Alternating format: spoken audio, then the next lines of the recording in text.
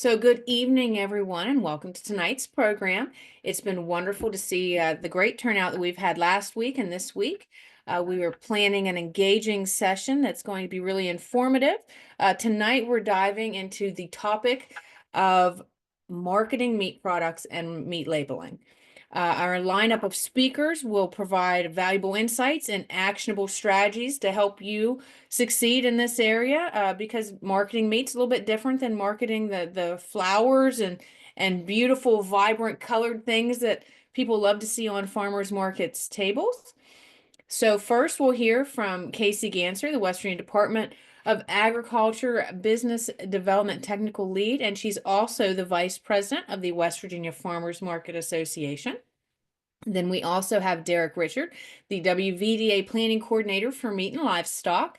And together they'll share their guidance on marketing your meat products and navigating labeling requirements and things that you can and cannot do with your label.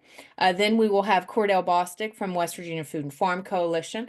Cordell is going to speak on how accepting SNAP benefits at your where you sell meat to Eric always makes me laugh. Where you sell meat can increase your customer base and increase your sales. So this webinar, like we said last week, this webinar series is made possible through the funding of the Northeast Extension Risk Management Education Program. ERME is dedicated to helping agriculture producers improve their ability to manage risks in the critical areas such as production, marketing, finance, legal concerns, and human resources, and encouraging producers to diversify. So we're talking about diversification if you're new to selling meat. If not, we're going to be talking definitely about marketing risk today and ways that you can hedge your risks there when it comes to marketing. And additionally, tonight's program was made possible through the people who fund ERME, which is the USDA's National Institute for Food and Agriculture. And this material tonight is based upon the work under USDA NIFA Award number 2003-70027-40447. So, quick housekeeping tip. Again, we are being recorded tonight. So if you would speak during the session to ask questions or something, that will be recorded, but I don't believe that it will record your face. So keep mindful of that. It's possible if you do come off mute to ask questions that it will notify you as the speaker and show your camera. So make sure you're aware of that. And if you have questions, just like last week, go ahead and we will address them as they come up. You can put them in the chat. You can raise your hand. If you're on the phone, you can kind of come off mute and say, hey, got a question here, and we will answer those as we go. So ready? Without further ado, let's welcome Kacey Gantzer and Derek. Thank you. Thanks for everyone getting on here. It's 7 o'clock on a cold night. I greatly appreciate it. I hope you gain a little bit of wisdom from today's presentation. There's a lot more to this, so just know this is a quick overview. If you would like to meet with Derek and I one-on-one after this, that is absolutely an option to get some more details. So in general, tonight I'm going to talk about how you can sell meat at a farmer's market, an on-farm stand, maybe even an online farmer's market. Meat can be particularly hard for marketing. It's not sometimes as visually pleasing as produce or flowers, like Holly said, and it takes a little bit of customer education to really develop your customer base when it comes to selling meat at farmers markets. I will tell you, it's one of our most popular items at farmers markets. I've seen it grow and grow over the last decade. So today we're going to talk about being your customer, telling your story, which is extremely important, building your brand, and then Derek is going to talk about labeling and displays and signage and what we can and cannot do. I did want to highlight this picture here in the first slide. You'll notice on the left here, this farm, instead of having one singular cooler for all of their meat products or all their chicken or all their beef, they have individual coolers for different cuts of meat. I think this is a really, really good tip and a way to have a very attractive display without spending a ton of money on maybe a glass top freezer or something like that. These has really clear signage. I can tell the price. I know my cut, and I don't need to be opening and closing that cooler to know what is in there. So I thought that was a pretty good example. So let's start from the beginning. You need to be your customer if you really, really, really want to understand how to sell your meat at a farmer's market. So this is not a grocery store, and first impressions are everything. Even if you're the only meat vendor at a market, most of the items you're selling, without telling an additional story, are available at a regular grocery store. So we need to really focus on setting ourselves apart and why this meat available at a farmer's market is premium, it's different, it might have cuts that you cannot get at your Aldi's or your Save-A-Lot. You got to find your niche. And your first impression is everything. We shop with our eyes. A dirty cooler, I know, is just part of life. You're throwing that in the back of your truck, but that is not what people want to see.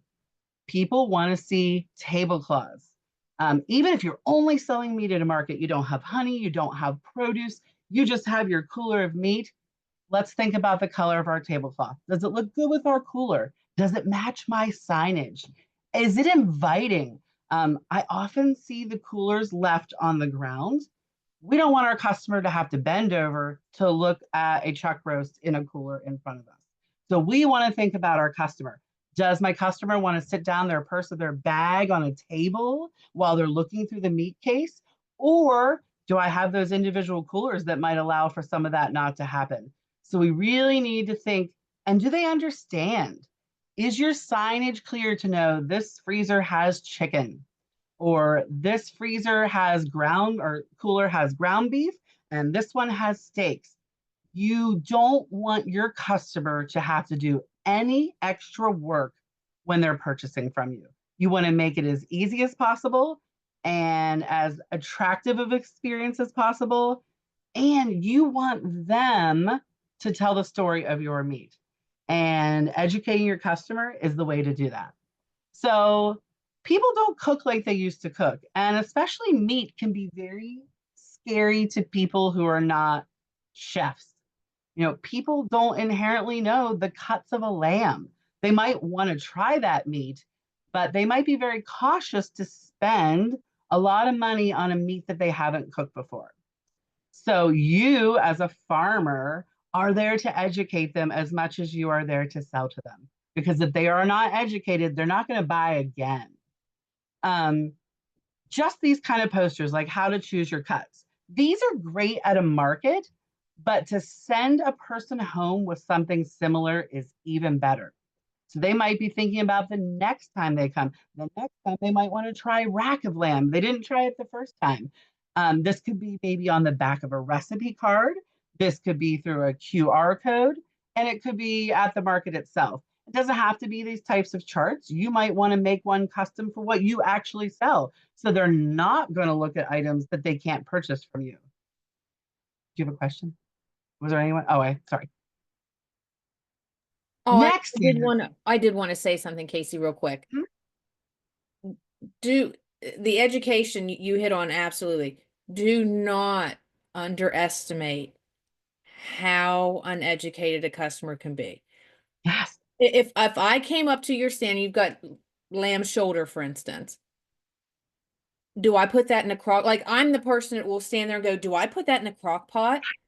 Am I supposed to grill this? I don't know. Like I understand what to do with ground lamb. And like you said, if I'm making the investment to buy this piece of meat, what if it doesn't go in the crock pot? Now I have ruined something that could have been delicious and I won't buy it again. Right. You have to keep me from harming myself sometimes when it comes to cooking and the things that are maybe unusual to people. Absolutely. And you kind of want to have the stuff that's unusual to people. Let's be realistic. They can get ground beef at any grocery store. So you want them to buy it, and you want them to buy it even if they maybe don't know exactly what to do with it. So how do you do that? You have to add value. And I mean intrinsic value. I don't mean it needs to be processed into jerky. The value is in the story. This is locally produced. This is slaughtered in West Virginia. This is raised within 200 miles of the destination in which it's being sold. And it's pretty easy to tell the story of local, but you also want transparency. So just because my chicken was raised in West Virginia, that doesn't mean it was raised cage free. That doesn't mean it was pasture raised or a heritage breed. So we want to go even deeper when it comes to meat. Produce is a little bit easier. I can say I don't use sprays on my tomatoes. But to tell the story of how you raise your cattle, that takes a lot more. So let's look a little further here. I have some great examples. Here in West Virginia, I've got Elmcrest Farm. This is Lacey, my counterpart in Southern West Virginia's old branding for their farm back when they were selling three things and three things only: beef, chicken, and herbs. In her branding, she kept it clear. We've got a good impression of the farm. It's clean. These pictures aren't cluttered. But most importantly, what does she have on here? Established in 1966. That is the kind of information we want our customers to know and love and embrace. So down here at the bottom corner, if you are not familiar with Ballerina Farm, it is one to check out.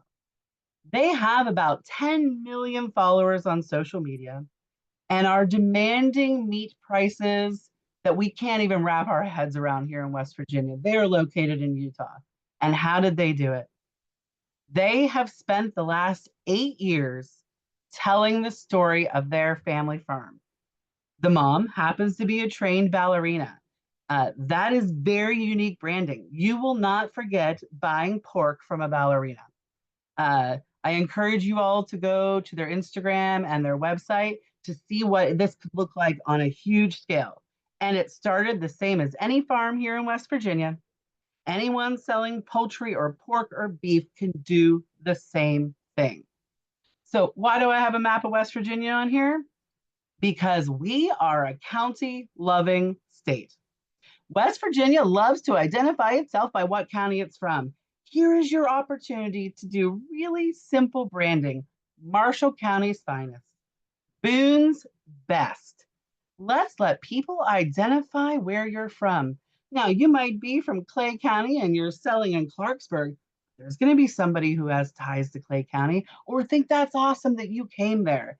I think our state lends ourselves to some really easy marketing, that and our West Virginia Grown program, which I'll talk about in a minute. But I know it's hard for farmers to see beyond the farm.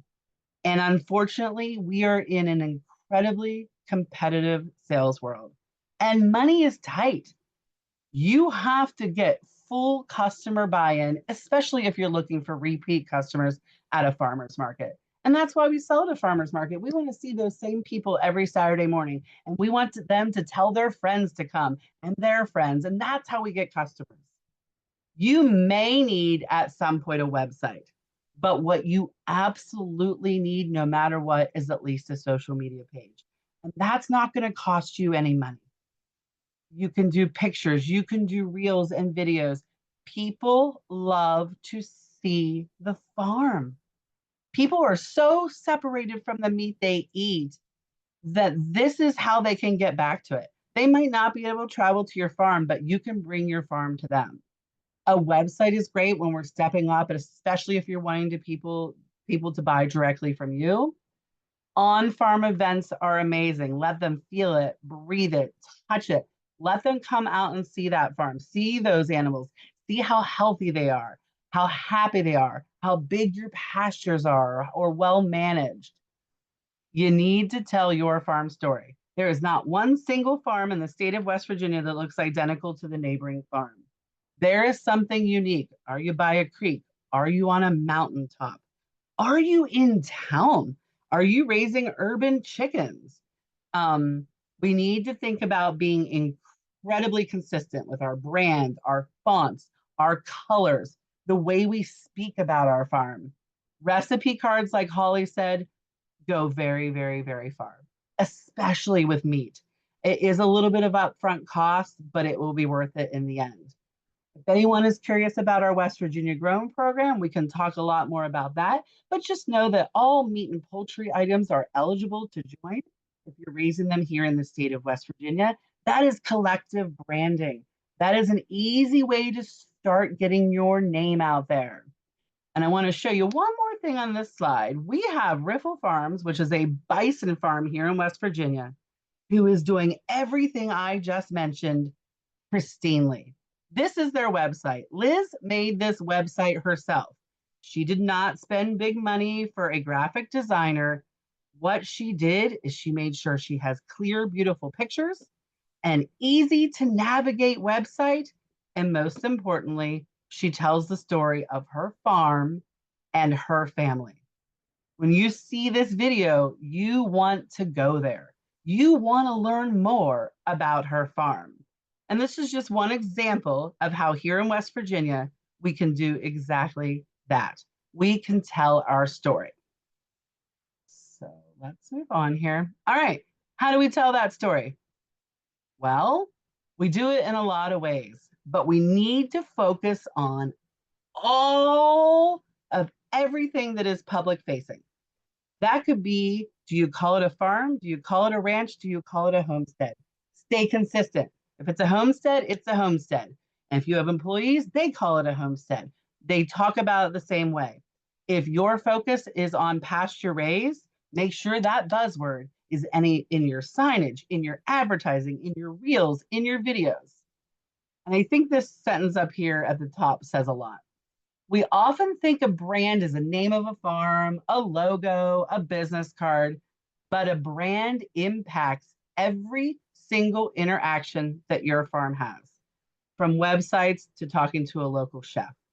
And that is how companies build a true brand.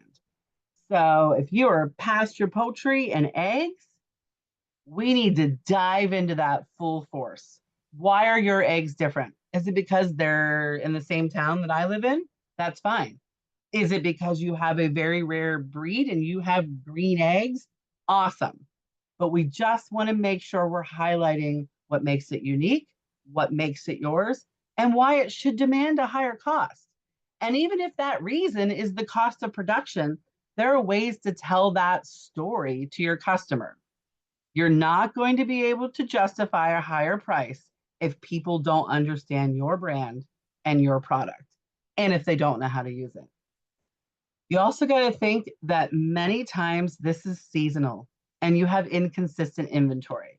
And that can be difficult to develop a loyal customer when you might not always have ground beef or your egg production drops dramatically in the winter. So we have to offset that hurdle with an incredibly loyal customer. And again, they're shopping with their eyes. They might know your story, but you always have to make sure you have the look the same. Little hints there on some colors. If I was to be working in meat, I would be looking at greens and blues. Why?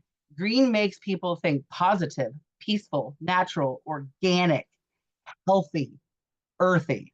Blue, trust and confidence. Why would we want that? People are concerned about where the meat comes from. You want to build confidence at every level. So, how do we do it? How do we build this brand? It's probably worth creating a tagline. There is not a big successful business out there that does not have some form of a tagline, even if it is Boone's Best Beef. Catchy. You'll remember it. You will be like, oh, I got Boone's Best Beef. You need to stand out in the crowd. Now, we do have farmers markets in the state that have multiple meat vendors, which is awesome. And please, if you are a farmers market manager on here, do not discourage repeat items at your market. There is room for all of us. There are 9 different companies. It's really just a couple, we all know that, but there are 9 different companies selling chicken at the grocery store, and that's not a problem. And they all sell chicken. Do not think there can only be one beef producer, one egg. And we run into that. You all can work together. There's room for everybody, and you can all tell a different story. You're not the same farm. You do not have the same product. You might not even raise the same type of beef. Develop a brand culture. And that's what I'm saying about a collective voice. Your product is part of a bigger picture on your farm. If it's all about sustainability, great, let that be your thing. Just make sure you have a thing. We can't just be a guy who has a freezer of beef at the farmer's market. Be consistent. I want to All chime in on this one, Casey. okay. Because this is a perfect example. I don't know the farm name, but I was in Charlestown and a customer brought this little pink egg carton. I don't remember whose farm it was, but this egg carton was little, it was pink, and they had stamped their logo inside it. And this person said, I want to return this egg carton to the egg vendor. And she asked me, which she just picked me because I had a name tag on, I think. And I said, I don't know, but let me show you. And as soon as she showed that carton to someone, everybody knew whose it was. And they were able to tell that lady, she's not here this week, but she'll be back next week, just from the pink carton. And she probably spent 20 cents more on that carton to not reuse one. But I'm telling you what, she's got repeat customers because of it. A couple years ago at the public market in Wheeling, we had hot pink and neon green containers, and we had people reusing containers, and then we had clear. And I'll tell you what, the colors stood out because you know what you don't get at the grocery store? A neon pink egg carton with a stamp on it. That is exactly right. And be consistent with that. Don't do pink for a whole year and then next year be the lady with the yellow egg cartons. Be consistent. Get help. What does that mean? Work together. You're at a farmer's market. You're all there with the same goal. If it's getting help from your community, getting your customers to spread the word, but often working with other vendors is your best bet. And put the people first. Your customer comes first. Back in the day when I worked in grocery store chains, I was told no matter what, not only is your customer right, but no matter what, you're going to take care of them before anyone else, even if it costs you money, because you want that repeat customer. If somebody brings something back and you don't want to refund them, they will tell 100 people that they didn't get a refund, but they're not going to tell 100 people that they just got some steak and they liked it. They're going to carry that on.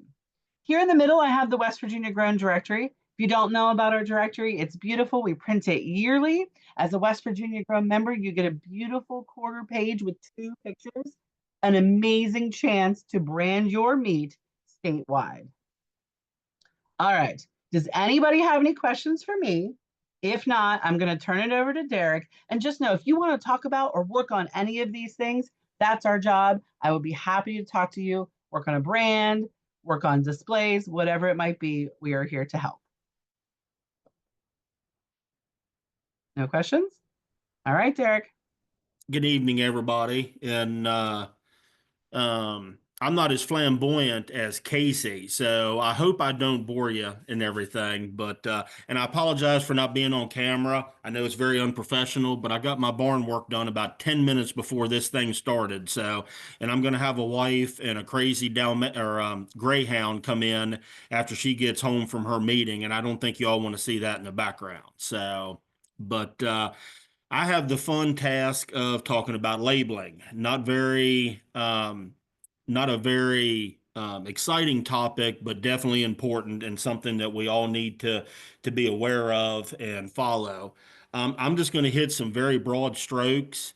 We could make an entire evening about this, or an 8 hour day, and probably still not cover everything. So maybe this will generate some questions that'll be more pertinent for your operations, and we can certainly address those at any time. So, the USDA FSIS is the governing agency as far as meat and poultry inspection and labeling. Um, with the state requirements may not differ from the federal code, which means whatever USDA and FSIS regulations are, every state must follow. However, a state can change and add things to it. For example, some states may require a date packed or a date processed. The state of West Virginia does not currently, but they are encouraged to do that at the different processors because they can use that as a way for their traceability and trace that back if there would be a foodborne illness outbreak or something like that. With labeling requirements, there's basically up to 8 required items. Most people who are doing raw, wholesale or retail cuts from a species, we're probably only going to get 6. but those would be the common name of the product, which would be the species, retail or wholesale cut. For example, like a pork loin or a beef prime rib or a ribeye or something like that. If you're going through state or federal inspection, you're going to want to have the inspection legend or the establishment number. The address of the processor who actually processed the product. You're going to need your handling statement, which can be, we've all seen those, which is keep refrigerated or keep frozen or refrigerator freeze after opening. The net weight of the product sold at the retail level. You're going to have your safe handling instructions. And Kacey told me about this actually last week. And for those who are doing the exempt slaughter and processing of poultry and rabbits, the safe handling instructions that are on this slide, they differ from the regular generic safe handling instructions that you could get almost anywhere because you guys are not slaughtering and processing under inspection. So keep that in mind too, that we got to differentiate between those two, whether or not if you're doing an exemption, slaughter exemption under poultry and rabbits, or if you're having your product slaughtered and processed at a state or a federally inspected facility. You're going to want to have your nutritional fact. Now, exempt is raw single ingredients. Obviously, you're not going to have um, um, more than one ingredient or anything like that.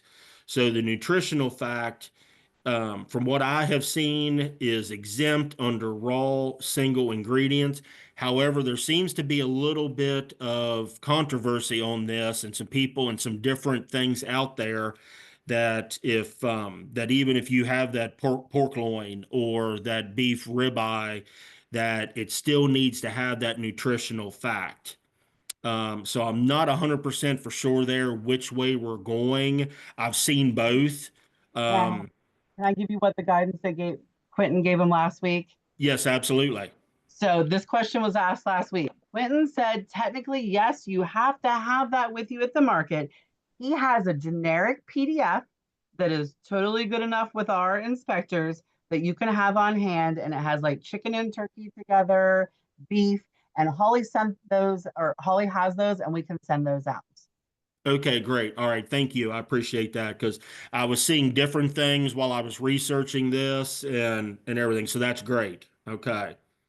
Um, the ingredient statement, and again, for those that are selling wholesale cuts, that is raw meat, you're not going to need this. The ingredient statement would be for more of people that are doing sausage. For example, if you're adding anything else to that, you're going to have to you have to have an ingredient statement. Like for example, with sausage, you're looking at probably brown sugar or sugar and salt. So you're going to have pork, brown sugar, and salt. So there's a lot of information out there as far as those requirements and so on and so forth, and there are limits. Um, and then keep in mind allergen statement. If you're using any type of wheat, shellfish, eggs, fish, peanuts, milk, nuts, and soy, you're going to have to include an allergen statement on that as well. So that's just kind of a brief overview. Many of you probably already know most of that. So, but now we got two types of labels. We got generic and approved labels. So your generic label is pretty much where you take your live animal to the slaughterhouse, have it slaughtered, have it processed. You're going to get a generic label. And that doesn't need approval. That can be generated right by the processor, put on your packaging, and when you pick it up, you're ready to go. You can make geographic claims on on a generic label. For example, we're going to say not to get it confused with our standard West Virginia grown label, um, but let's say somebody out here wants to put West Virginia chicken or West Virginia poultry, West Virginia beef. You can do that provided you don't have the state outline or the flag of the state. Um, Also, keep in mind that there are regulations out there that it may be grown on your farm. For example, in the Eastern Panhandle, where I'm originally from, we would take a lot of our livestock to Maryland or possibly even Pennsylvania to get slaughtered and processed. And Kacey probably runs into that up in the Northern Panhandle. Many people probably go to Ohio or Pennsylvania. We need to keep in mind that if you make the claim of West Virginia beef, that you're going to have to distinguish between West Virginia grown and, let's say, Maryland processed. And USDA does address that.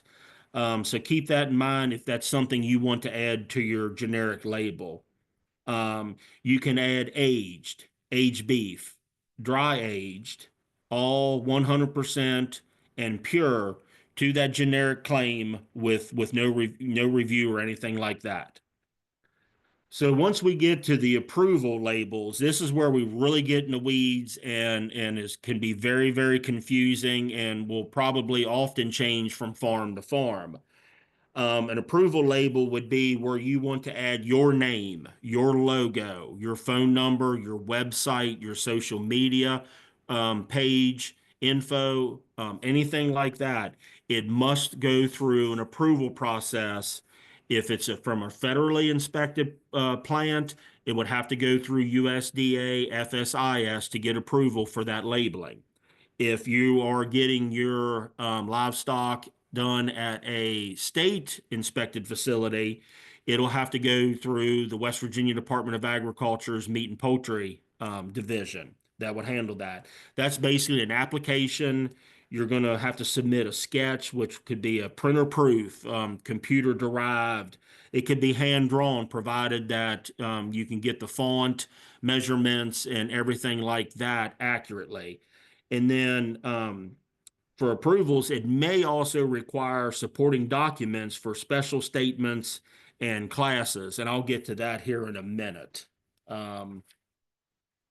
So we all know today, and most of us, do it. We see it at farmers markets. I see it on Facebook. I have friends that are selling meat and so on and so forth. We make special statements and claims because, just like Kacey had said, we want our farm or our business to stand out next to our competitor that we may be friends with and we're still in the market, but we want our business to succeed and our products to sell.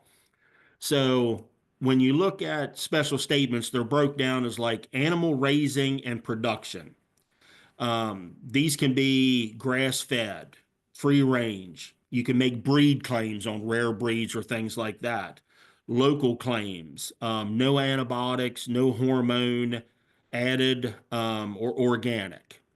And these are certainly by no means a comprehensive list because, again, as soon as you come up with a list, you're always going to find something that wasn't on that list, and everybody's, goes back and says, "Oh, we got to add this because we never thought of it." So these are just examples that we often see. Then you got natural claims like all natural, 100% natural.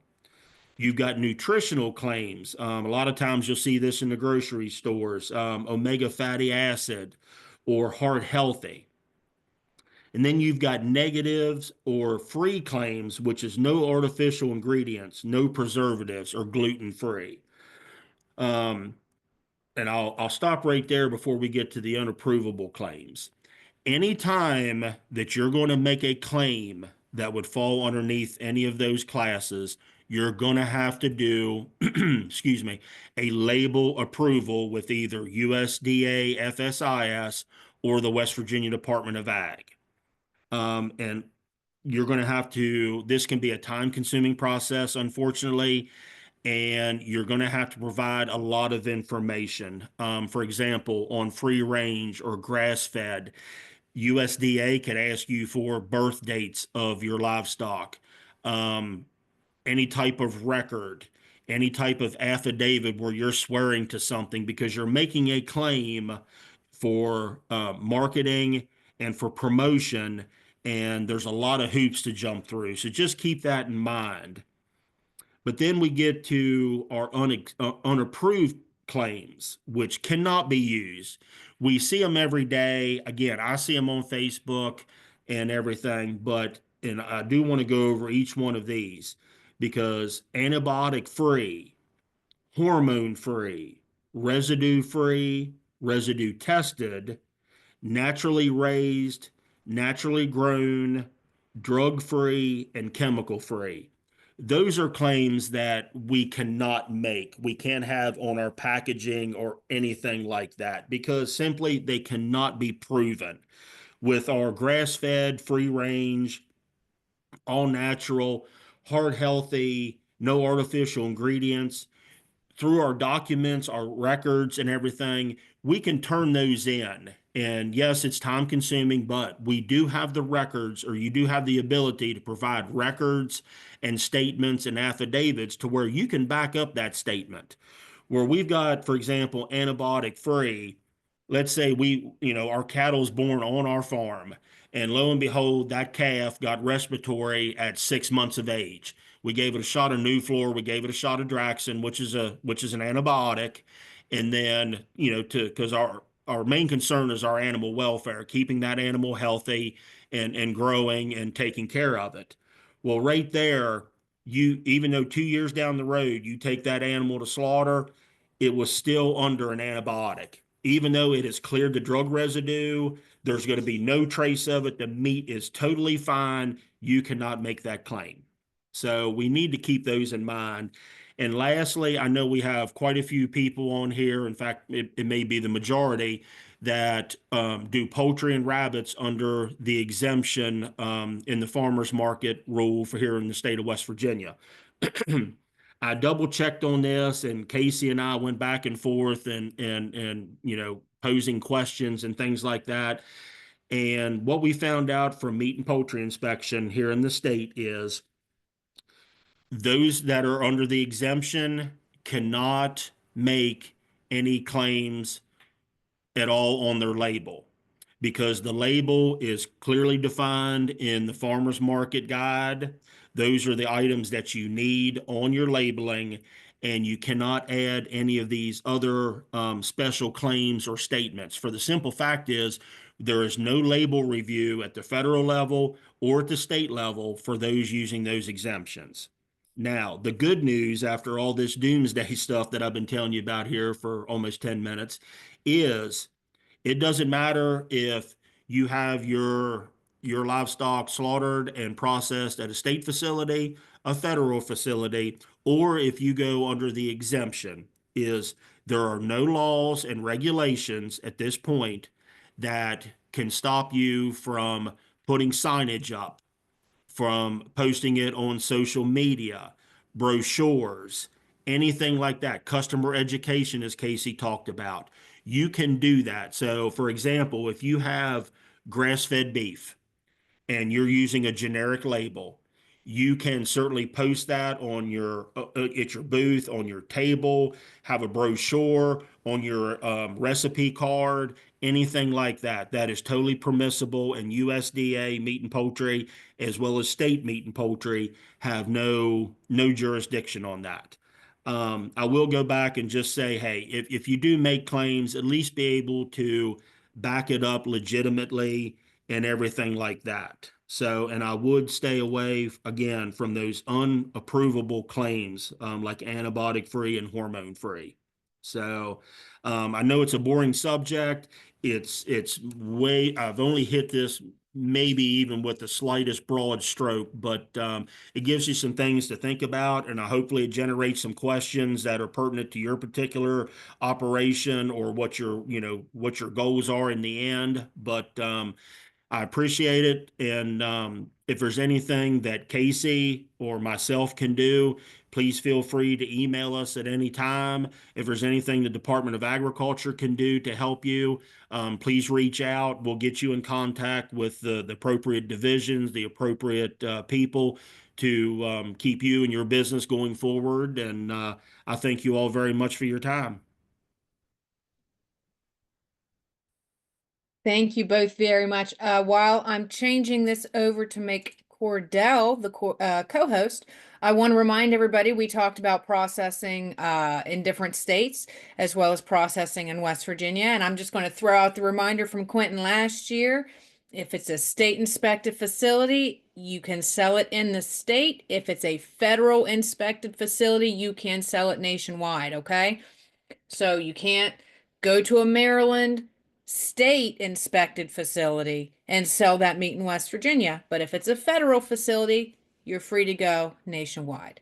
So make sure that you are making those distinctions when you are selecting a processor too, because you wouldn't want to get into a situation where you had meat that you could only sell technically in state in Maryland unless you're very, very close.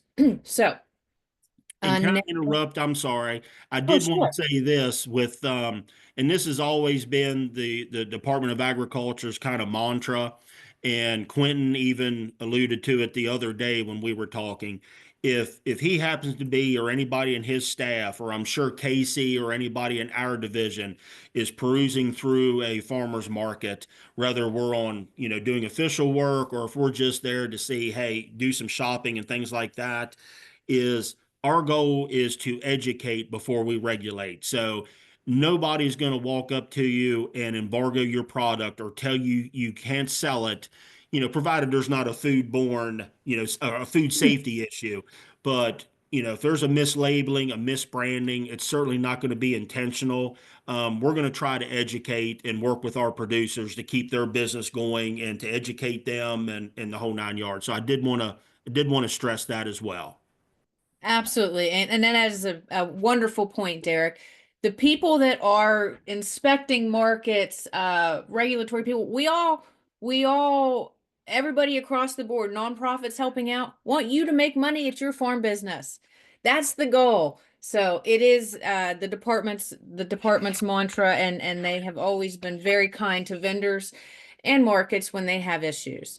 Um, so we do appreciate that and the grace that they offer with their education. So, Cordell, are you able to share your screen now? Give me 1 second, Holly. Just working on it here. Sure thing. And another thing I will fill some time with that I was thinking about too, because meat is a difficult thing. Eggs are eggs. You have different breeds and stuff. Your labeling, you want things that set you apart. Sometimes it's not necessarily the animal even that sets you apart. It can be something as little as you have a blue hen house. So you have blue hen house eggs, and people identify with that because you've told your farm story and they want to get those blue hen house eggs. Um, I'm sure we're all probably familiar with Omaha steaks. Boy, doesn't that sound fancy. I've got my dad an Omaha steak for Christmas. You want to be your town's Omaha steak. You want to be your county's Omaha steak. You want people to be like, I've got some of those blue hen house eggs. That's the fancy stuff. That's the stuff we want to get to the market to hit. So, Cordell, I can see your screen now. Looks like we are ready to go, and I will be quiet and listen. All right, guys. Well, hey, everybody. My name is Cordel Bostic. I'm with the West Virginia Food and Farm Coalition. And as Holly said earlier, the thing we want everyone here to do is make some money. And if we're going to make some money, we want to be able to make sure we can tap into every single pocket we can to sell our meats with. And one section that often gets overlooked are those with EBT and SNAP funds. So moving along. So the economic benefits of SNAP here. So when when someone has their SNAP or EBT card, it's loaded every month. And typically what's going to happen is they're going to go to Walmart and Kroger's and buy something there. Well, in West Virginia, you can accept SNAP at farmers markets and local grocery stores. And if you can advertise that for market managers here, if you can advertise that at your market, that is a whole new section of people that you can start bringing into your market and start creating another reliable income base and another reliable base of people that want to buy your product. So even if we're having like a slow season or perhaps there's an economic downturn in the economy, these EBT cards are still going to be funded and they will still have funding. And if you create that personal relationship there and have actually established your brand with them, they're going to choose to come to you at your market, at your store, rather than going to the Walmarts and the Krogers to spend their money there, because 9 times out of 10, they're going to want to support what's local too, because it's going to be better.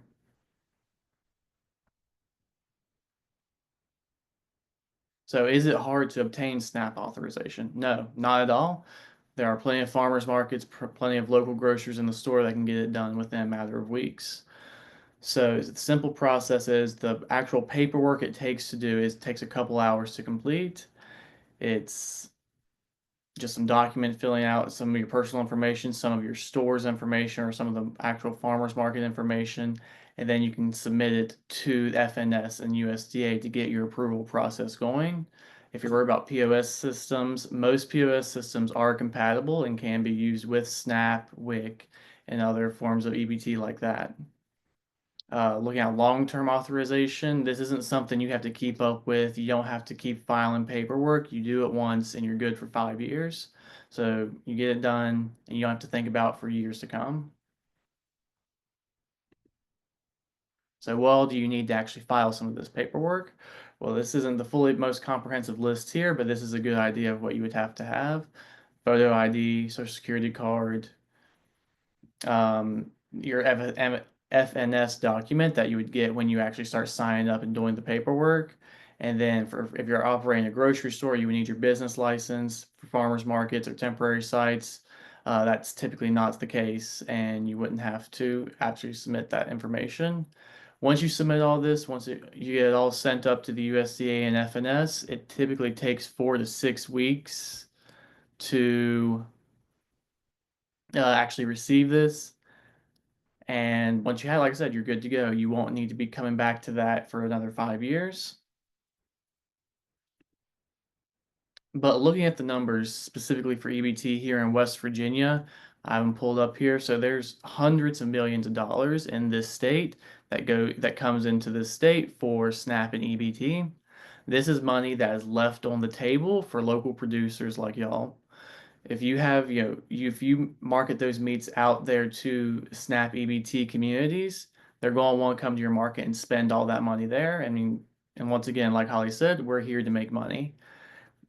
In the most recent data, 2022, it's almost $900 million coming into the state, and we want that to be going into our local farmers pockets, our local markets pockets, rather than leaving the state out through the Walmarts and Krogers.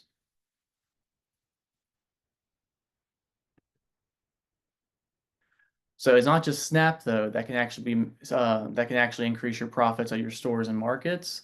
There's a few other programs that can be tied into that really help bring more economic impact to what you can make.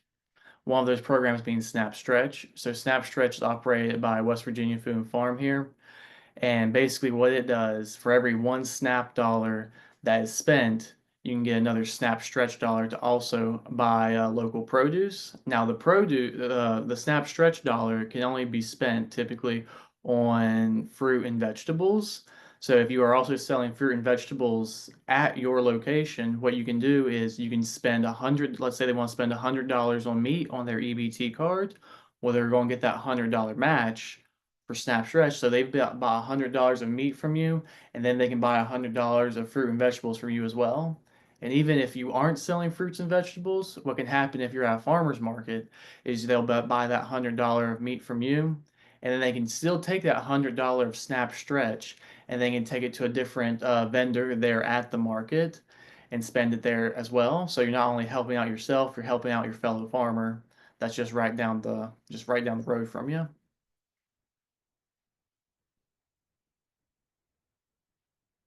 And another program here we have in West Virginia is something called Summer EBT. And it is sent out to a lot of school age. So what happens when you have a school age child, you can typically get summer EBT. Even if you don't qualify for EBT, there are other qualifying metrics that are available to where you can still receive the funding. It's roughly in 2024, it was about $19 million. So once again, there's all this money being left on the table here for markets and local grocers to take advantage of. And like I said, this is specifically in the summer, which would be the height of most farmer market seasons. So there's this extra income, this extra money that family with children are getting that they can spend at your market and your local markets as well. And going back to Kacey talking about branding, you can brand your obviously your own meats and everything, but branding your market or branding your store as an EBT SNAP receiving store or market brings in that whole new clientele for you, and you can start receiving those funds for your market and grocery store. And I just, this is a pretty big graphic here, but basically what this is just showing the importance of spending your money locally rather than spending it at Walmart and Kroger's.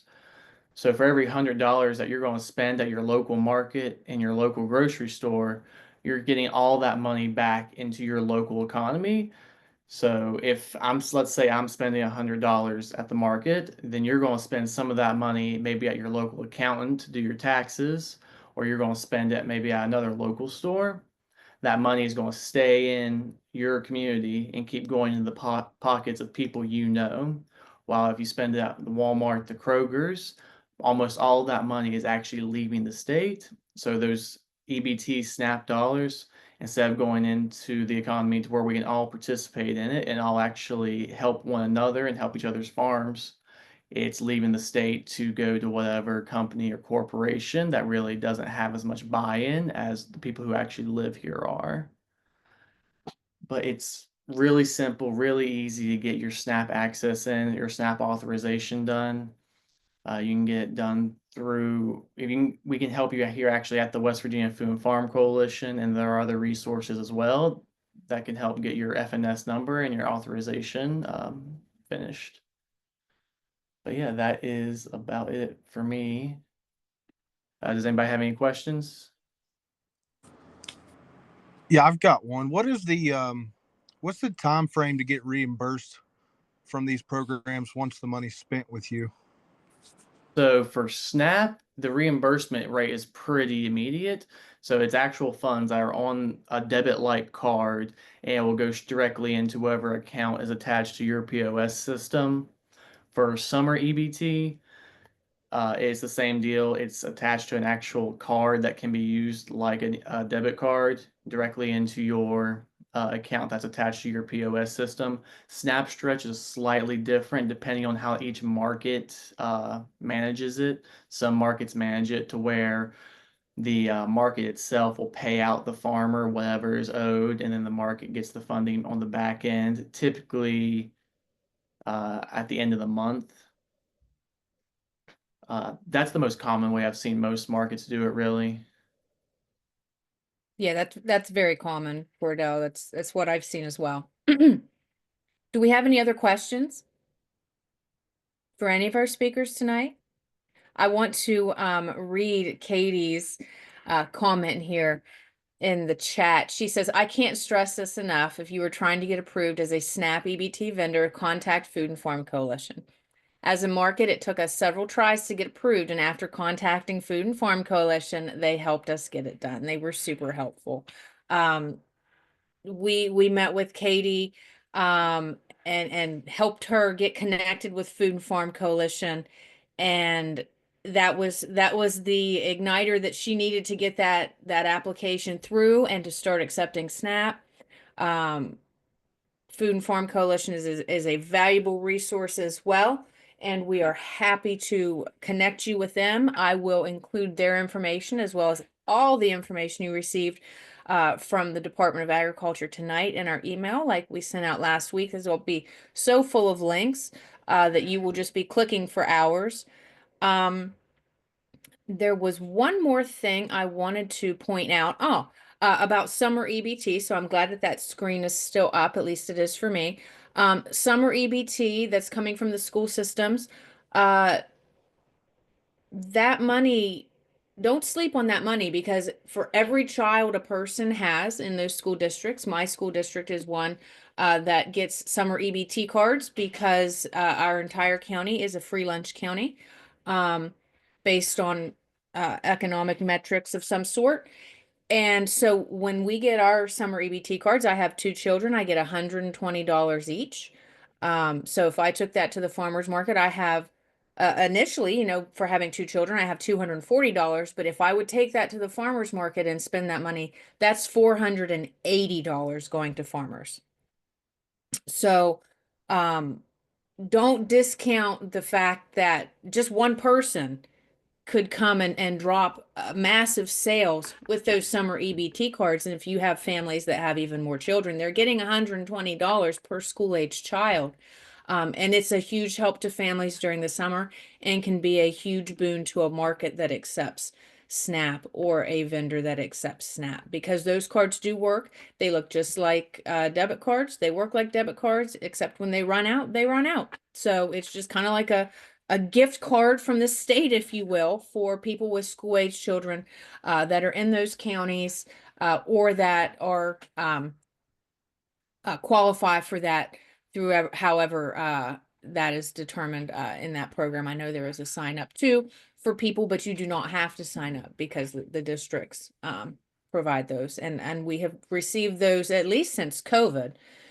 So if you consider how much, you know, money through those cards we've done, hopefully we've spent enough at farmers markets to help.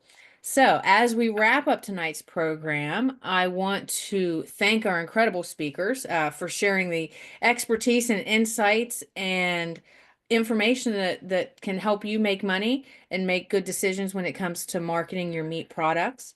One of my favorite photos was that first one that Kacey shared that had all the individual coolers. I've seen that done that helped people too, where they taped the actual meat cut on the top, like they had the information on the front, so you knew what to do. That's cut on the top, so you didn't ever have to look at it until you were ready to buy. And again, with your labeling, as Derek said, you can post signage on your table. Let your table tell the story. Don't get so hung up on your label necessarily on your meat. Maybe spend more time on that recipe card, because they can take them home and keep them. Because I know when I cook meat, the first thing I do is throw the packaging away. I'm not keeping it for my scrapbook. I'm not putting it in the recipe card box. It's going in the garbage, but your recipe card with your farm name is getting kept. So think about those things as we finish up tonight. Thank you all for attending tonight. We had a wonderful turnout, even though it's snowy and kind of crummy outside here. Everybody's internet connection held out, and we were able to finish up right on time. I want to remind everybody that this session was recorded. So if you'd like to revisit any parts of the presentations, they will be on our YouTube channel tomorrow. I will get on that as soon as I hit the ground running tomorrow. Get that up on YouTube and get that email put together for everybody with all the resources. Again, thank you to the ERME Risk Management Extension Risk Management Education Group for funding this. And if you have any questions, don't hesitate to reach out to us, to reach out to any of our speakers. If you forget or can't get in contact with one, reach out to us. We will point you in the right direction. And thank you guys. We will be back next week with tracking of inputs for our meat business. So we will see you all next week, next Thursday at 7. Good evening, guys. Bye.